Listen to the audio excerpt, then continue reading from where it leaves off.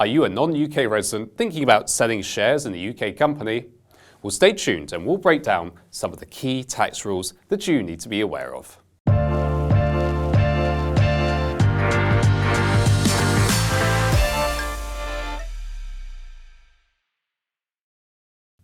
Hi there, Nicholas Cameron here from First Formations, the UK's leading company formation agent.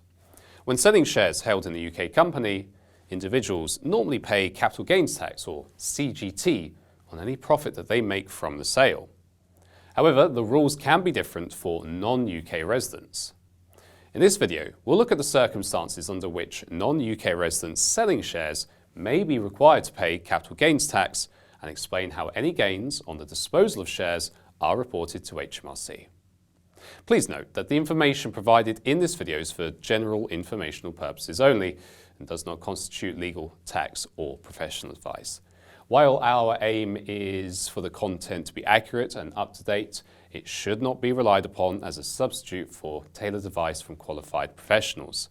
We strongly recommend that you seek independent legal and tax advice specific to your circumstances before acting on any information contained in this video. So with that said, let's begin with a key question. Do non-UK residents pay tax when selling shares? Individuals who are non-UK residents for tax purposes usually pay capital gains tax on the profit or gains they make from selling or disposing of UK property and land.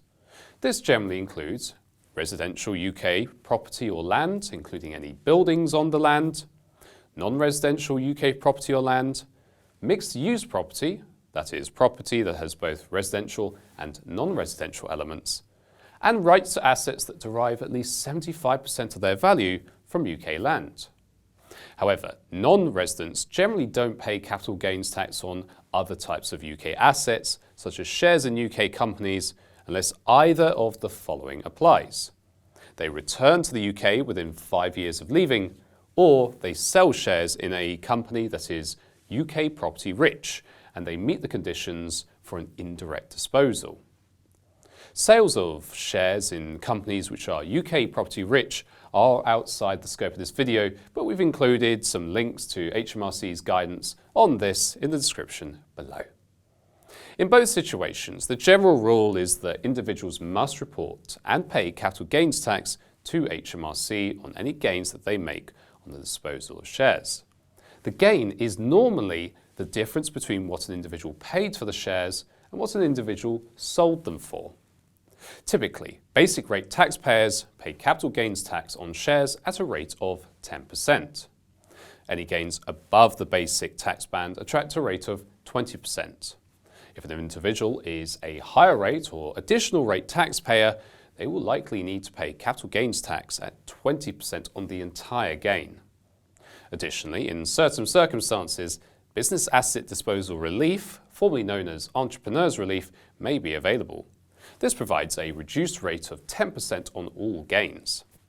Non-UK residents whose disposals falls outside the scope of UK tax may be liable to tax in their country of residence instead. Individuals should always seek appropriate professional advice relating to their tax jurisdiction of residence. Let's now explore what happens if an individual returns to the UK within 5 years of moving abroad. If an individual moves back to the UK after living overseas for a period of time, that individual would likely become a UK resident again for tax purposes. Under the temporary non-residence rules, that individual potentially would need to pay UK tax on certain income or gains, including any gain made on the disposal of UK shares during the period of non-residence.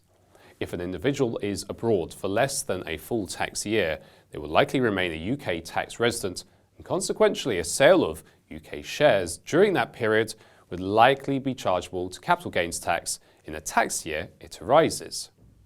If capital gains tax is payable, this will need to be reported in a self-assessment tax return or, if eligible, using HMRC's real-time capital gains tax service.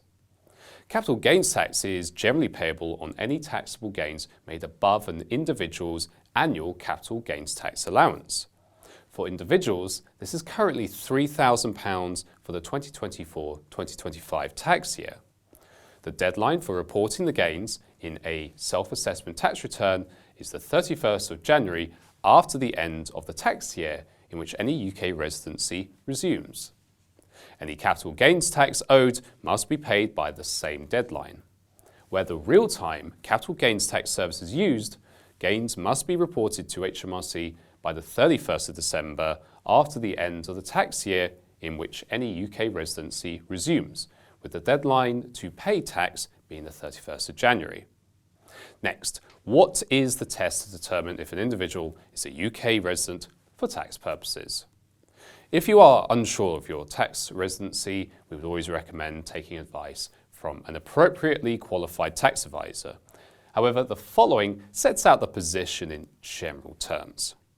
Under the statutory residence test, an individual is likely to be treated as a UK resident for tax purposes if that individual spends at least 183 days in the UK in the tax year, their only home is in the UK for at least 91 days in a row, and they visited or stayed in that home for at least 30 days of the tax year, or they worked in the UK full-time for any period of 365 days.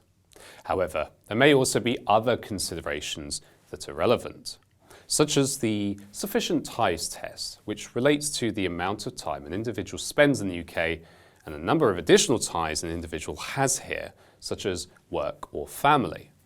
Generally, individuals are non-UK resident for tax purposes if either of the following applies. They spend fewer than 16 days in the UK, or 46 days if they have not been a UK resident for the previous 3 tax years, or they work overseas full-time and spend fewer than 91 days in the UK, of which no more than 30 are spent working.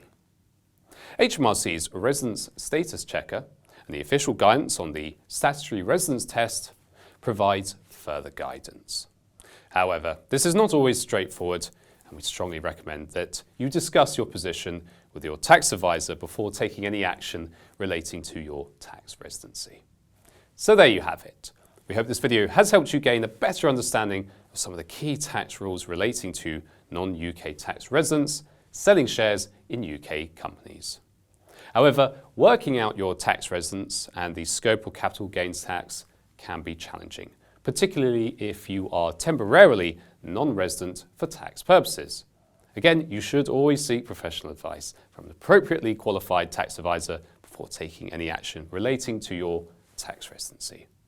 For further guidance, we've included some useful links in the description for more information. Finally, don't forget to subscribe to our channel for more content relating to UK tax matters, business regulations, and more. Until next time, cheerio.